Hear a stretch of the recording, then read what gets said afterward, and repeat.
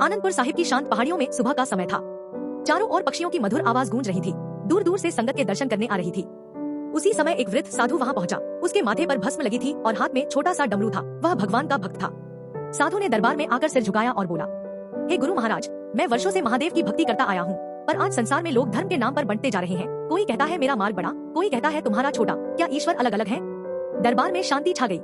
तब गुरु महाराज मुस्कुराए और बोले, बाबा जी, जैसे एक सूरज पूरे संसार को रोशनी देता है, वैसे ही परमात्मा भी एक है। लोग उसे अलग अलग नामों से पुकारते हैं। कोई राम कहता है, कोई अल्लाह, कोई वाहेगुरु और कोई महादेव, पर ज्योति सब में एक ही है।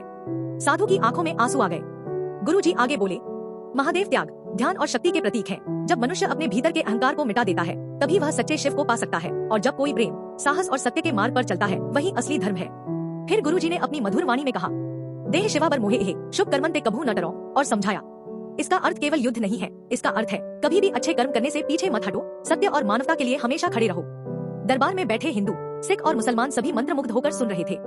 गुरुजी ने पास बहती नदी की ओर इशारा किया और बोले, देखो, अलग अलग पहाड़ों से निकलने वाली नदियां अंत में एक ही समुद्र में मिलती हैं। उसी प्रकार सभी सच्चे मार्ग अंत में उसी एक परमात्मा तक पहुंचते हैं। साधु ने हाथ जोड़कर कहा, गुरु महाराज, आज आपने मेरे मन का अंधेरा मिटा दिया। अब मैं जहाँ भी जाऊंगा लोगों को यही संदेश दूंगा कि प्रेम सबसे बड़ा धर्म है।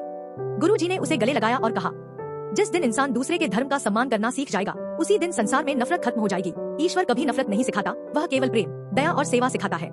उस दिन आनंदपुर साहिब के दरबार से एक सुंदर संदेश पूरी दुनिया में फैल गया कि चाहे कोई महादेव कहे, वाहेगुरु कहे या भगवान, परम सत्य एक ही है।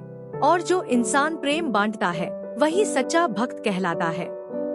संदेश, धर्म लोगों को जोड़ने के लिए है, तोड़ने के लिए नहीं। महादेव की करुणा और गुरु गोविंद सिंह जी की वीरता, दोनों हमें सत्य, प्रेम और मानवता का मार्ग दिखाते हैं।